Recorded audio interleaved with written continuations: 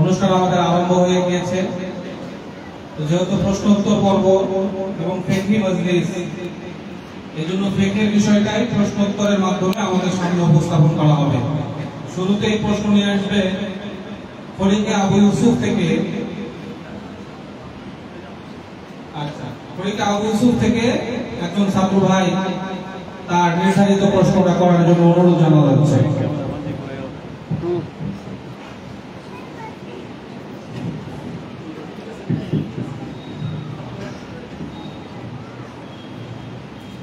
আসসালামু আলাইকুম ওয়া রাহমাতুল্লাহি ওয়া বারাকাতুহু।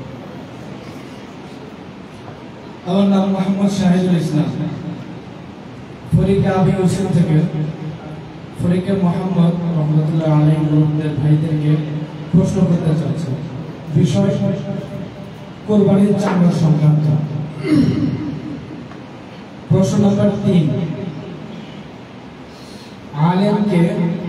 ধনী আলেমকে কুরবানির চামড়া দেওয়া যাবে কিনা? ধনী আলেমকে কুরবানির চামড়া দেওয়া যাবে কিনা এবং আলেম ওই চামড়া বিক্রি করে নিজের কাজে ব্যবহার করতে পারবে কিনা এবং আলেম ওই চামড়া বিক্রি করে নিজের কাজে ব্যবহার করতে পারবে কিনা, এই বিধান সম্পর্কে আপনাদের কাছে উত্তর চাচ্ছি।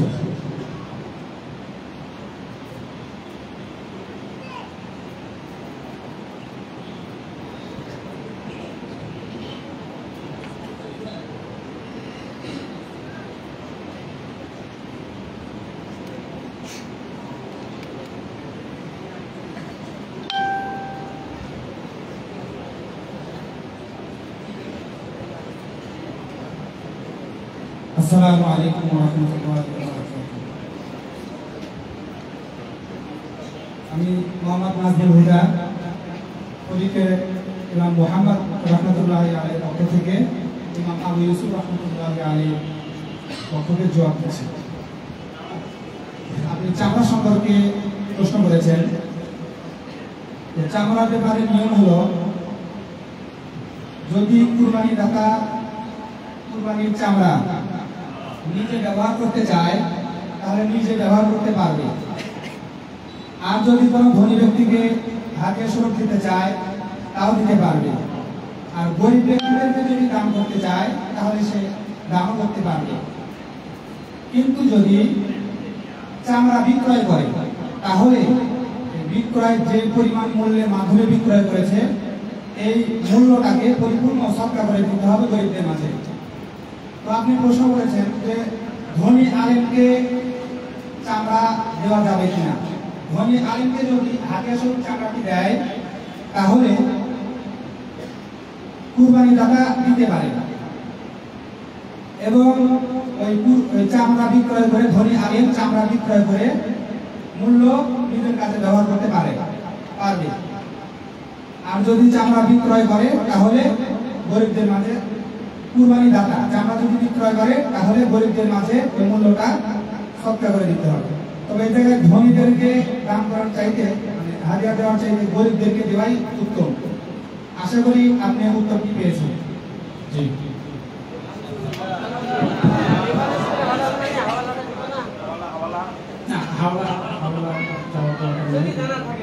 উত্তর হয়েছে, বাকি একটু অস্পষ্টতা আছে।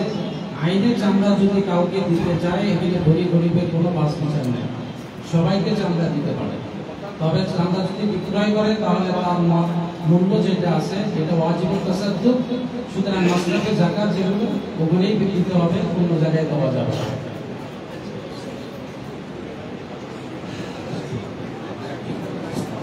আলহামদুলিল্লাহ, খুব সুন্দর প্রশ্ন উত্তর হয়েছে। এই পর্যায়ে প্রশ্ন করবে ফরিকে ইমাম মুহাম্মদ রহমতুল্লাহ আলাইহির পক্ষ থেকে।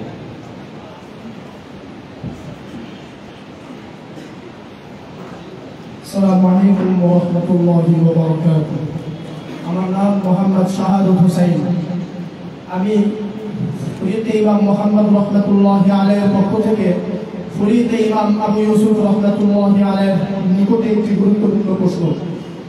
তা হলো, আমাদের গ্রামে আমার একজন চাচা, তার নাম হলো আফজাল।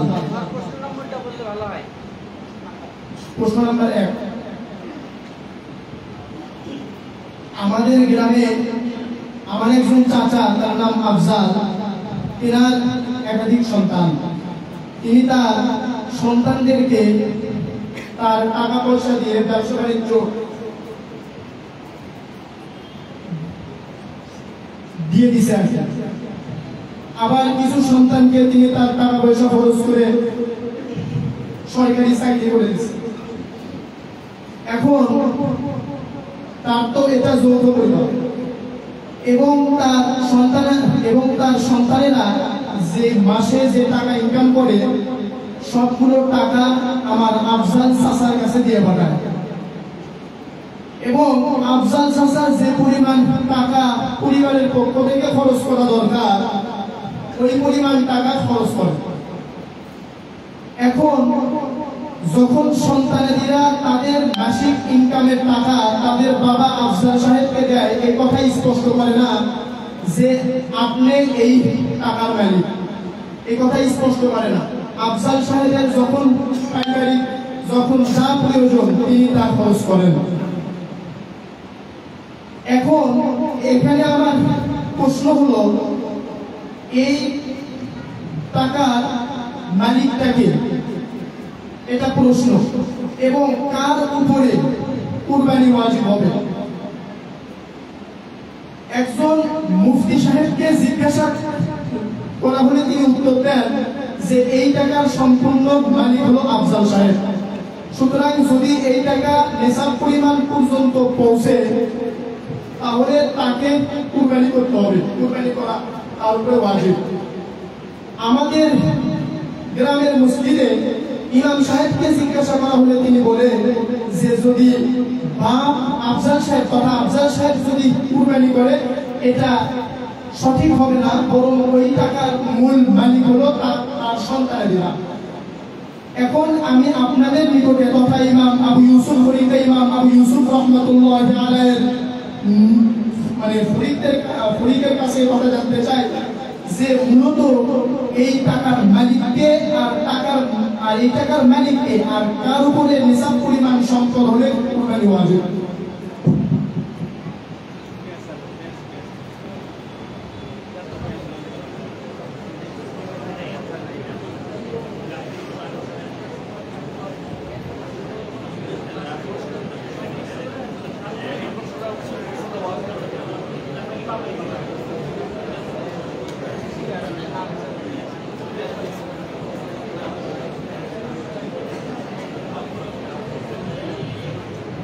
আসসালামু আলাইকুম। আমার নাম মোহাম্মদ শাকিল আহমেদ। আপনি যে গুরুত্বপূর্ণ প্রশ্নটা করেছেন সেই প্রশ্নটার উত্তর ইমাম আবু ইউসুফ রহমাতুল্লাহ আলাইহি এই দলের পক্ষ থেকে আমি আপনাকে দিচ্ছি। আপনি যে প্রশ্নটা করেছেন তার উত্তর হলো, যদি কোনো ব্যক্তি তার সন্তানদেরকে তার নিজের টাকায় তাদেরকে তাদের বিভিন্ন কর্মস্থানে পাঠিয়ে দেয়, চাই সেটা ব্যবসার কাছে দেয় অথবা বিদেশে পাঠিয়ে দেয় অথবা কোনো সরকারি চাকরি ধরিয়ে দেয়, যে কোনো বিষয়ে খরচ করুক না কেন, যদি বাবা এই টাকাটা তার সন্তানদেরকে দিয়ে দেয় এবং এর উপর ভিত্তি করে সন্তানরা তাদের মাসিক যে ইনকাম আসবে, মাসিক যে টাকাটা আসে এই টাকাটা বাবাকে সাপোর্ট করে, কিন্তু উল্লেখ করে না যে মালিক বানাইছে বা মালিক হিসেবে দিচ্ছে তাকে এমনিতে দিয়ে দিচ্ছে, স্পষ্ট না। এমন তো অবস্থায় যদি পরিবারের খরচ যৌথভাবে হয় এবং এই খরচ দেওয়ার পর যে সম্পদ যে টাকা বাঁচবে এই টাকার পরিপূর্ণ হকদার তার পিতা, এই টাকার পরিপূর্ণ মালিক তার পিতাই হবে, উল্লেখ করার কোনো প্রয়োজন নেই। কারণ ওই বিষয় যে তাদেরকে চাকরি ধরাই দিচ্ছে এই বিষয়ের উপর ভিত্তি করে তাদের বাবাকে টাকা দিচ্ছে, এই জন্য এখানে উল্লেখ করার কোনো প্রয়োজন নেই। সুতরাং একটা বছর শেষে এই টাকার উপর যদি এই পরিমাণ টাকা থাকে যারা কুরবানি ওয়াজিব হয়, তাহলে যেহেতু টাকা বাবা হচ্ছে এই জন্য কুরবানি ওয়াজিব বাবার উপরে হবে। আর ছেলের বিষয়টা, যদি ছেলেদের ওই টাকা এই যে টাকা তো বাড়ি পাঠাইছে এটা তো তার বাবারই হয়, এই টাকা তার অতিরিক্ত টাকা যদি সন্তানদের কাছে থাকে, আবার এটা এই পরিমাণ হয় যে যার জায়গা কুরবানি ওয়াজিব হয়, তাহলে সন্তানদেরকে আলাদা আলাদা কুরবানি করতে হবে। সুতরাং প্রত্যেকের উপর কুরবানি ওয়াজিব হয়। আর যারা আমরা প্রশ্নোত্তর করতেছি সেখানে একটু কথা খেয়াল রাখি, প্রতিবার ফরিকে মোহাম্মদ বা আবু ইউসুফের পক্ষ থেকে অপর ফরিকের কাছে প্রশ্ন জানতে চাওয়ার বিষয়, এগুলো প্রশ্নের মধ্যে সময় বেশি লাগতেছে, এই জন্য এগুলা সব আমরা না বললে ভালো হয়। এবং প্রশ্ন সাদাসিধাভাবে সৎভাবে করার জন্য উভয় ফরিকের কাছে অনুরোধ থাকবে। এ পর্যায়ে প্রশ্ন করবে ফরিকে ইমাম মোহাম্মদের পক্ষ থেকে। ফরিকে ইমাম আবু ইউসুফের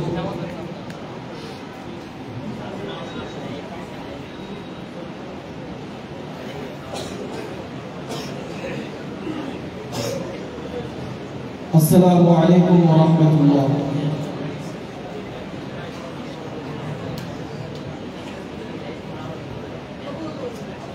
আমি গোশত সম্পর্কে আপনাদের কাছে প্রশ্ন করতেছি। প্রশ্ন নম্বর 20। আমরা 4 ভাই কুরবানি পশু ক্রয় করার জন্য হাটে গেলাম। হাটে যাওয়ার পরে শুনতে পারলাম যে একজন বিক্রেতা সে ঘোষণা দিয়েছে সে নাকি তার গরুর সঙ্গে একটি বাছুর ফ্রি দিতেছে। আমরা 4 ভাই যখন বাজার পৌঁছলাম এবং পৌঁছার পরে যখন এই কথা শুনলাম, তখন আমরা ওই বিক্রেতার কাছে গেলাম এবং তার কাছে গিয়ে আমরা একটা গরু ক্রয় করলাম এবং সে তার কথা অনুযায়ী তার গরুর সাথে একটা বাছুরও ফ্রি দিল। এখন আমার জানার বিষয় হলো আপনাদের কাছ থেকে যে এই 4 ভাইয়ের উপর গরুর সাথে ওই বাছুরটাকে কুরবানি দিতে হবে কিনা। যদি ওই বাছুরকে কুরবানি দিতে হয় তাহলে তার গোশতের কি হলো। আশা করি ভাই আপনাদের এই প্রশ্ন বুঝে থাকে, তাহলে আপনারা আমাকে সঠিক উত্তর দেবেন।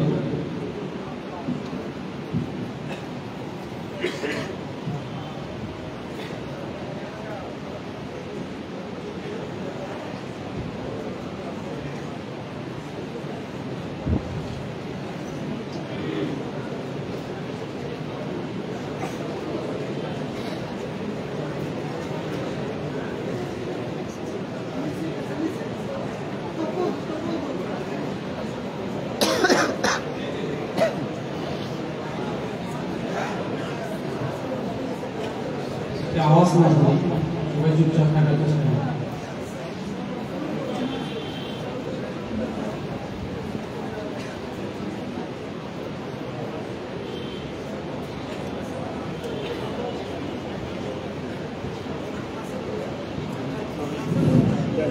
আসসালামু আলাইকুম ওয়া রাহমাতুল্লাহ।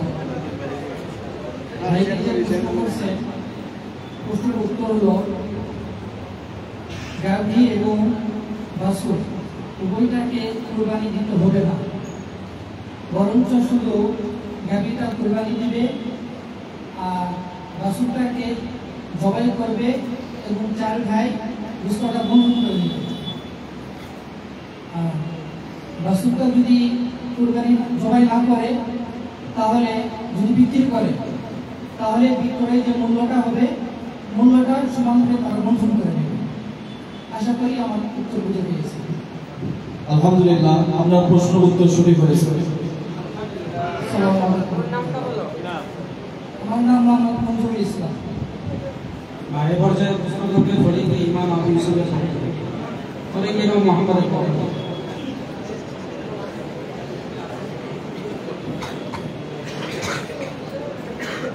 আসসালামু আলাইকুম ওয়া রাহমাতুল্লাহি ওয়া বারাকাতুহু। আমার নাম মোহাম্মদ আল ইমরান। প্রশ্ন নাম্বার 2। প্রশ্নটি হচ্ছে জবাই সংক্রান্ত, যে আমাদের মসজিদের ইমাম সাহেব কুরবানির বিষয়ে আলোচনা করতে গিয়ে বলেন যে কোনো বস্তু জবাইয়ের পূর্বে ওযু করে এবং জবাইয়ের দোয়া করে জবাই করতে হবে, অন্যথায় উক্ত প্রাণীর গোশত খাওয়া হালাল হবে না। এ সম্পর্কে শরীয়তের হুকুম কি?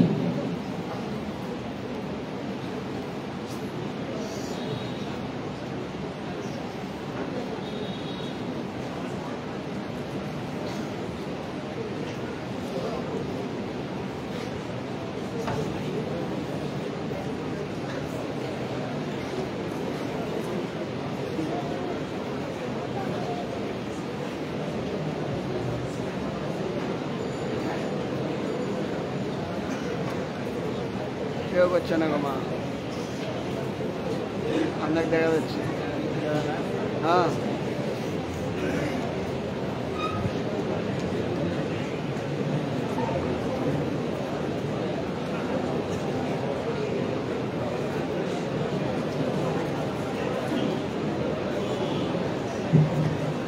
আসসালামু আলাইকুম ওয়া রাহমাতুল্লাহ। ভাই প্রশ্নটি আবার বলে দাও। প্রশ্নটি হচ্ছে, আমাদের এলাকার এক মসজিদের ইমাম সাহেব কুরবানির আলোচনা করতে গিয়ে আলোচনার মধ্যে বলেন যে যেগুলো জন্তুকে জবাই করতে হলে ওযু করে এবং জবাইয়ের দোয়া করে জবাই করতে হবে, অন্যথায় উক্ত প্রাণীর গোশত খাওয়াটা জায়েজ হবে না, হালাল হবে না। এ সম্পর্কে শরীয়ত কি বলে? ভাইটি খুব গুরুত্বপূর্ণ প্রশ্ন করেছেন। প্রশ্নের উত্তরটি আমাদের সবার জন্য জানা অতি জরুরি। আপনি যে প্রশ্ন করেছেন, প্রশ্নের উত্তর হচ্ছে যে কুরবানির পশুটি যদি হালাল হয় আর যাবে অর্থাৎ জবাইকারী ব্যক্তি যদি জবাই করা সম্পর্কে জ্ঞাত হয় এবং মুসলমান হয় এবং বিসমিল্লাহ বলে জবাই করে, তাহলে ওই পশুটি খাওয়া হালাল হবে। আর ইমাম সাহেব যে বিসমিল্লাহর কথা বলেছেন, বিসমিল্লাহর কথা বলাটা একদম ভিত্তিহীন। এই কথাটি কোনো কিতাবে পাওয়া যায় না। ওযুর কথা যা বলেছেন এই কথাটি একদম ভিত্তিহীন। এই কথাটি কথা কোনো কিতাবে পাওয়া যায় না। সঠিক উত্তর দেওয়ার জন্য আপনাকে অনেক অনেক ধন্যবাদ। যারা প্রশ্ন উত্তর করতেছে ওনারাই বুঝে নিবে, আমরা আশপাশ থেকে কেউ লোক না দিলে ভালো হয়। এই পর্যায়ে এখন সালাম একবার হয়েছে, এখন আমরা সালাম দেওয়ার দরকার নাই। তরিকে ইমাম আবু ইউসুফের পক্ষ থেকে প্রশ্ন করব।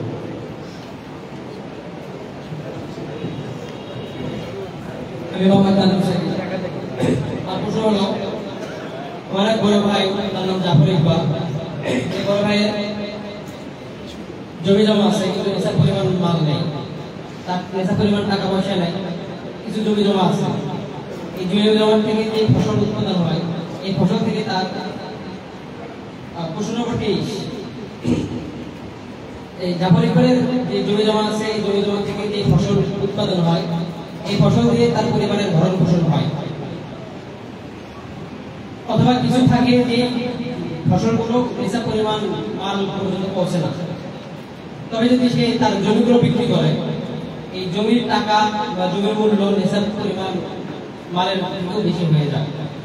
এখন আমার আমার প্রশ্ন হলো যে জাফর ইকবালের উপর কি কুরবানি ওয়াজিব হবে কিনা?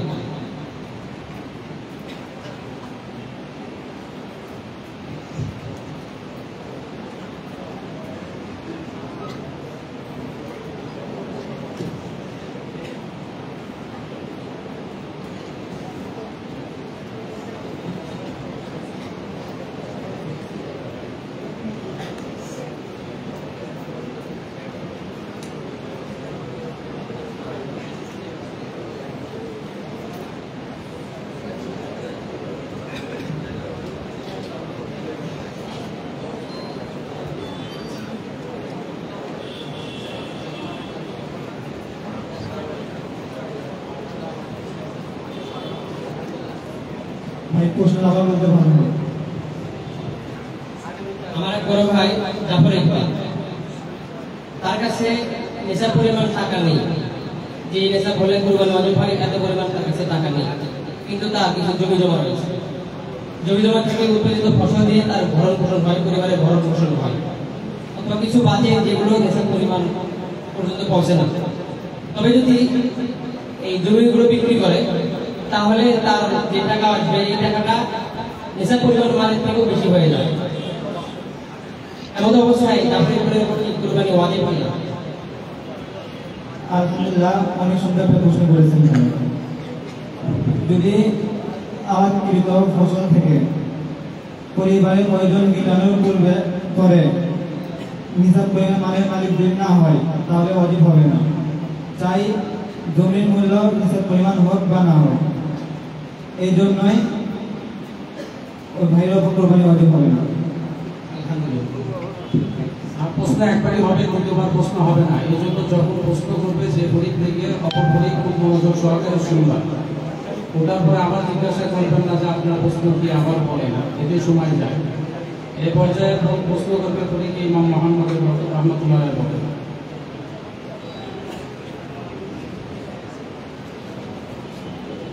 আসসালামু আলাইকুম ওয়া রাহমাতুল্লাহ। আমার প্রতিপক্ষ ভাইদের কাছে আমার একটি প্রশ্ন, সেই প্রশ্নটি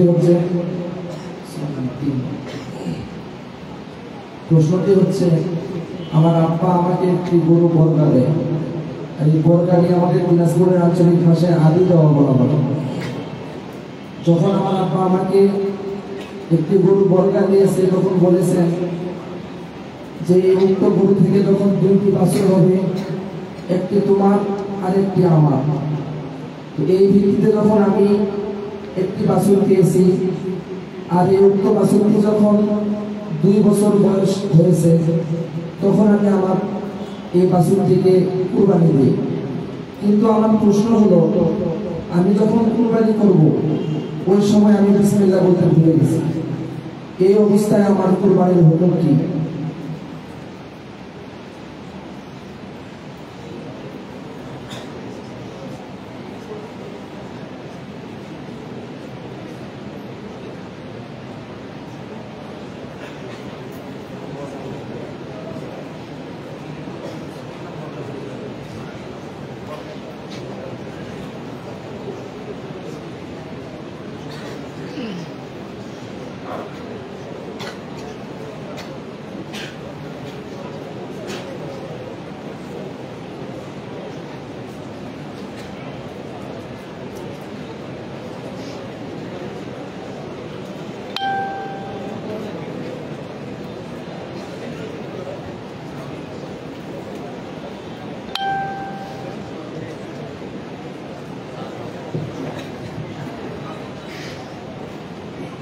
ভাই অতীব একটি গুরুত্বপূর্ণ প্রশ্ন করেছেন, যেটা আমাদের শহরে না হলেও গ্রাম অঞ্চলে অনেক দেখা যায় যে বাবা চাচা পুরো বোরখার বিষয় যেটা বোরখাতে থাকে। ভাইটি যে প্রশ্ন করেছে তার উত্তর হলো বোরখার বিষয়টি, বাবা ছেলেকে বোরখা দিয়েছে, ধরুন 2টি বা 5টি হয়, তাহলে একটি বাবা নেবে একটি ছেলে নেবে, এবং তার বয়স পূর্ণ হলে সে কুরবানি দিতে পারবে কিনা এবং তার কুরবানি হবে কিনা। তো ভাই আপনি যে প্রশ্ন করেছেন এবং বর্গার বিষয়টি আসলে শরীয়তে এটা একটি জায়েজ নেই। আসলে শরীয়তে যে হিসাবে বর্গাই জায়েজ হচ্ছে না, তো সেই হিসাবে এখানে কুরবানির কোনো কথাই নেই, সেই হিসাবে কুরবানিও কি জায়েজ হবে না। আশা করি ভাই আপনার উত্তর পেয়েছেন।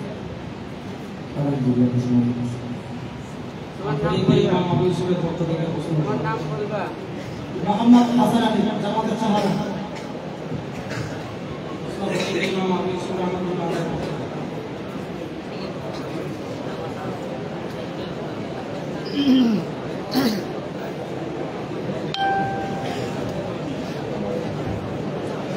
আমার প্রশ্ন, আমরা 6 বন্ধু মদিনা ইউনিভার্সিটিতে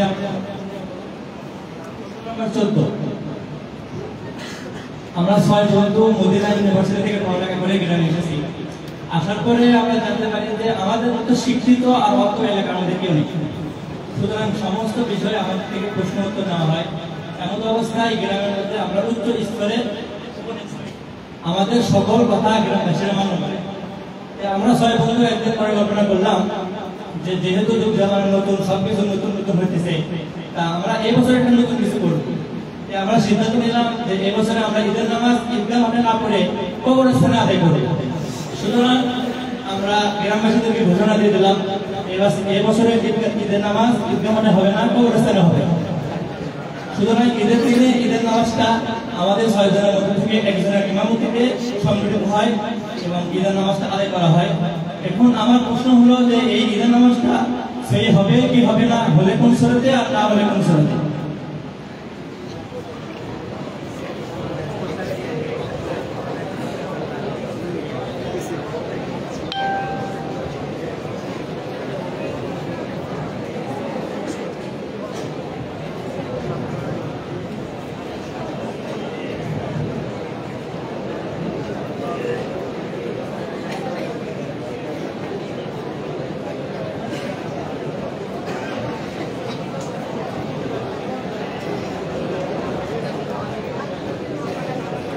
কথা না বলি, সবাই খামোশ থাকি।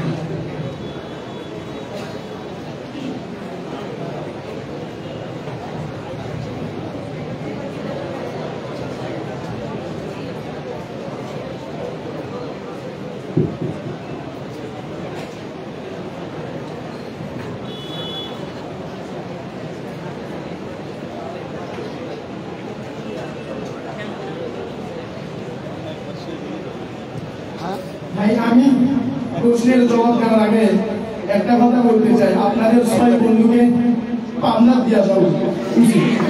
আপনারা ঈদগাহ বাদ দিয়ে কবরের জায়গায় আপনি এগুলো কে করবেন? বিষয়টা হলো পড়ছে কোথায়, মদিনা ইউনিভার্সিটিতে। কথা হবে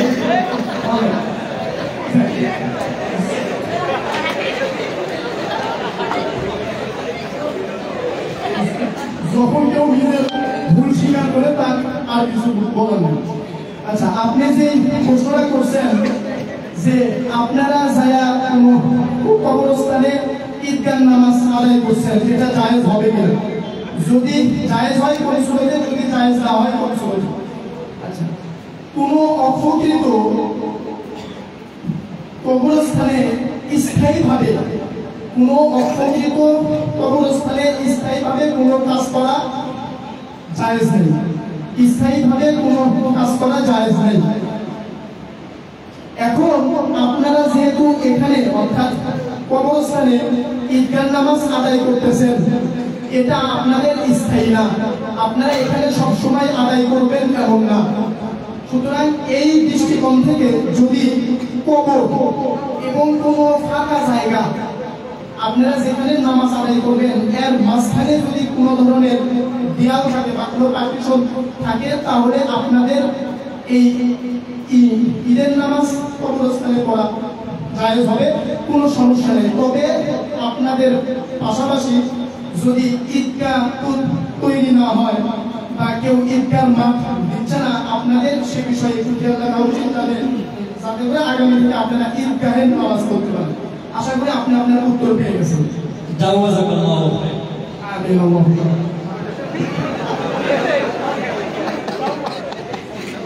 মাশাআল্লাহ, সুন্দর দোয়া, সবার জন্য দোয়া।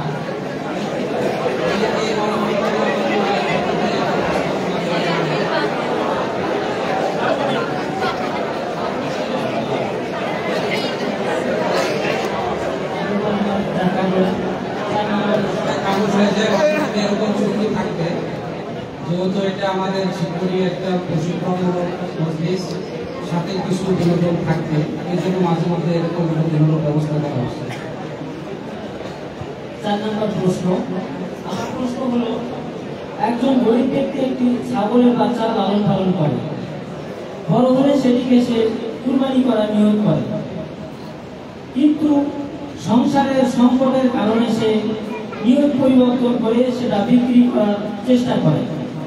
কোনো কারণবশত সেটাকে বিক্রি করতে না পারায় কুরবানির দিনগুলো অতিবাহিত হওয়ার পরে ছাগলটি মৃত্যুর উপক্রম হয়। এখন প্রশ্ন হলো, তখন সে ছাগলটিকে জবাই করে ফেলে। জানার বিষয় হলো, উক্ত ব্যক্তি ওই ছাগলের গোশত খেতে পারবে কিনা। 4 নম্বর।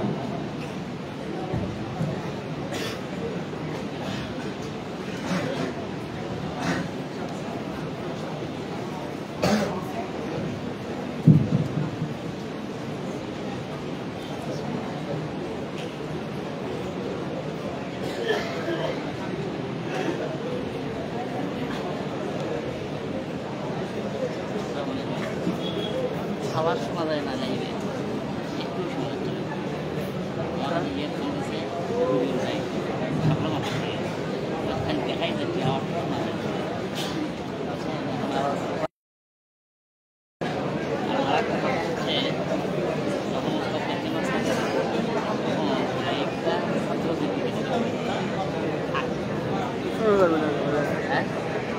ছাত্রদের দিকে আমাদের গ্রামে থাকে এটা গ্রাম অঞ্চলে বেশি নয় এই জন্য আমাদের সকলের এই প্রশ্নগুলো জানা জরুরি। তো যাই হোক ভাই আপনি যে প্রশ্ন করেছেন এই প্রশ্নের উত্তর হলো যে গরিব ব্যক্তি যদি কুরবানির নিয়তে যদি পশু ক্রয় করে অথবা সে গৃহপালিত পশুর কুরবানির মান্যত করে তাহলে তার উপর কুরবানি করা উচিত এবং সে যদি মান্যত কুরবানি যদি মান্যত করে তাহলে এই গরিব ব্যক্তি তার গোশত খাইতে পারবে না বরং সে অন্য কোনো গরিব ব্যক্তিকে সাহায্য করে দিতে হবে। তো আপনি যেহেতু যে প্রশ্ন করেছেন উল্লেখিত প্রশ্ন অনুযায়ী গরিব ব্যক্তি সে তার ছাগলের কুরবানি করার নিয়ত করেছে সে মান্যত করে না এই জন্য এই ব্যক্তি কুরবানি করা ওয়াজিব নয়। তবুও যদি সে করে তাহলে তার গোশত সে খাইতে পারবে এবং সে বিক্রি করতে পারবে অথবা সে পরিবর্তন করতে পারবে। আশা করি ভাই আপনি আপনার প্রশ্ন পেয়ে গেছেন। এই পর্যায়ে আমি আসতেছে জামাতে দাওয়াত ছাত্র ভাই মোহাম্মদ হাসান মাহমুদ।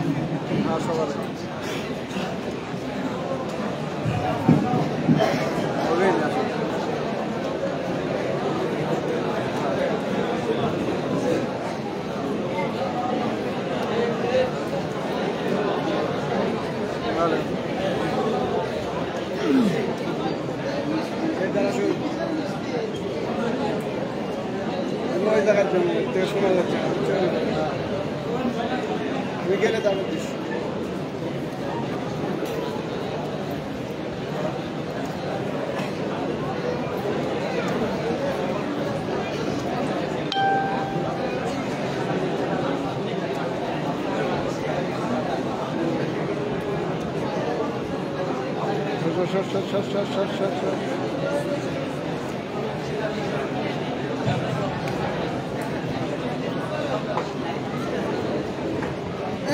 বক্সের কাছে দিকে শোনা যায় না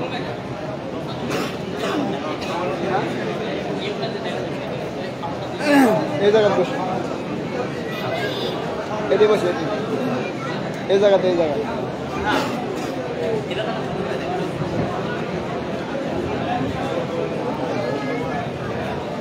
আমাদের কর্মশীলতা কোথায় গেল?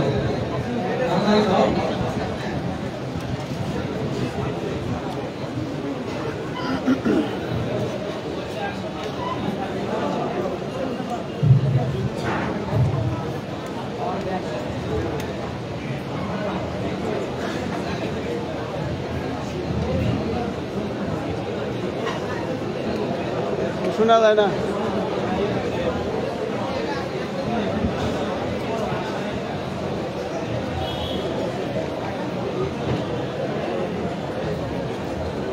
আসসালামু আলাইকুম ওয়া রাহমাতুল্লাহি ওয়া বারাকাতুহু। আজ কেন পৃথিবীটা লাগে এত সুন্দর সেগুন রূপকারে সাজানো চরাচর সেগুন রূপকারে সাজানো চরাচর। আজ কেন পৃথিবীটা লাগে এত সুন্দর সেগুন রূপকারে সাজানো চরাচর সেগুন রূপকারে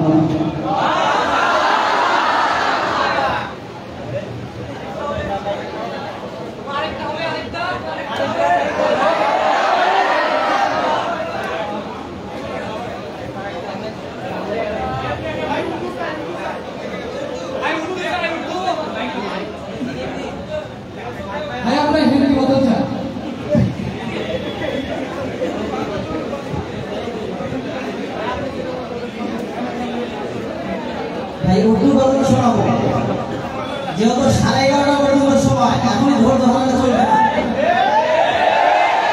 খাওয়ার আগে কিন্তু দই দেয় না, দই দেয় খাওয়ার পরে, ঠিক আছে? খাওয়া তো মাত্র শুরু হয়েছে, দই দেওয়া হবে, মিষ্টি দেওয়া হবে, সাথে যাওয়ার সময় ঠান্ডাও দেওয়া হবে। এত পেরেশানি হওয়ার কিছু নেই।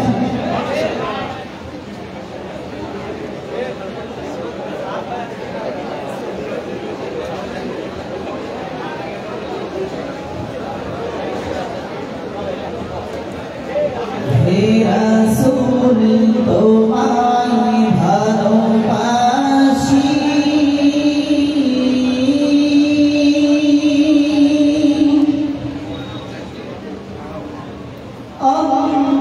অন্তরে শুধু মুখে না,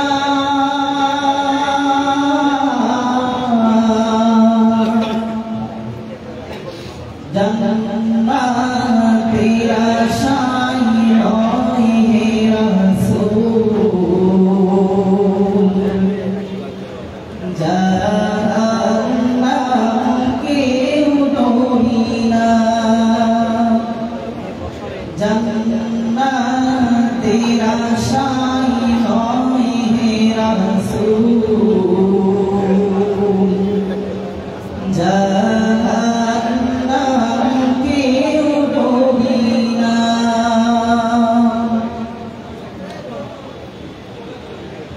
তোমার ওই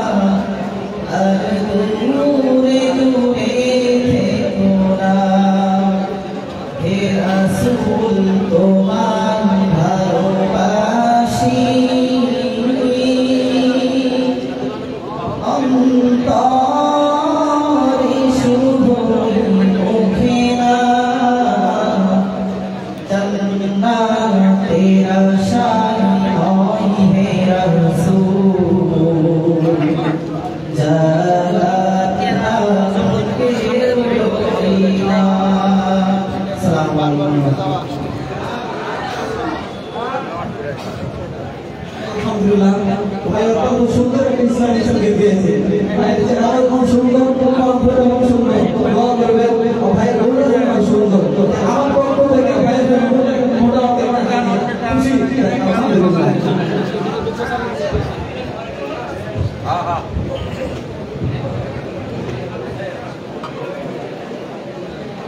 আমাদের আজকের অনুষ্ঠান সারা রাত ব্যাপী চলবে ইনশাআল্লাহ। এই জন্য কোনো চিন্তার কারণ নাই যে অনুষ্ঠান শেষ হয়ে গেল না। আমাদের কণ্ঠশিল্পী যেগুলো বলছে দই মিষ্টি ঠান্ডা এগুলো সব ভাব আছে, পরে মাঝে মধ্যে দেওয়া হবে। আমাদের আরেকটা সবসময় শোনা হবে, এই জন্য সবাই আমার প্রস্তুতিকে আমরা ভাবিত হই। এই পর্যায়ে ফরিদকে ইমাম আবু ইউসুফ রহমাতুল্লাহের পক্ষ থেকে প্রশ্ন করবে। তাড়াতাড়ি আজান হবে, একটা প্রশ্ন করব। আমার নাম মোহাম্মদ শাহাদ হুসাইন, জামাতে তাকবীর। আসসালামু প্রশ্ন। আমার প্রশ্ন হলো, এক ব্যক্তি একটি ছাগল কিংবা গরুর এক সপ্তম অংশের মধ্যে সাথে সাথে কুরবানি নিয়ত এবং আকিকার নিয়ত করেছিলেন। এখন আমার প্রশ্ন হলো, উভয় কুরবানি আদায় হবে কিনা এবং উক্ত মাসালায় গরিব এবং ধনীর মধ্যে পার্থক্য আছে কিনা?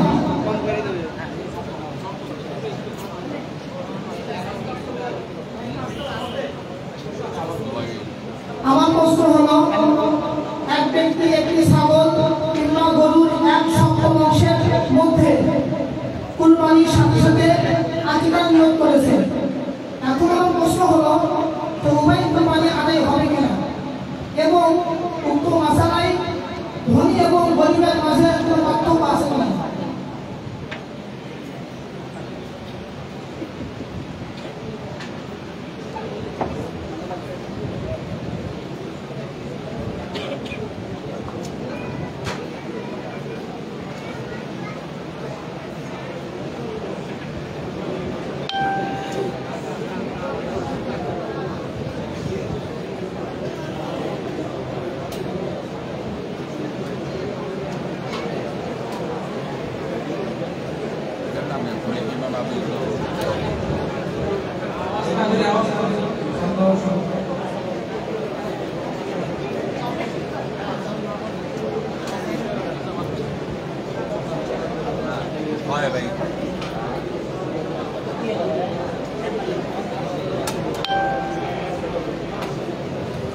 আসসালামু আলাইকুম।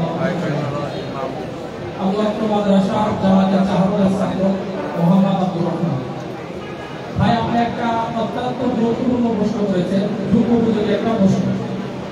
বর্তমান জামানায় মানুষের মধ্যে দেখা যায় একটি ভাগে ছাগলের মধ্যে নিয়োগ করে থাকে। যেরকম যে আমি এই ছাগল কোরবানি করতেছি এবং এটা দ্বারা আকিকারও নিয়োগ করতেছি, এই সব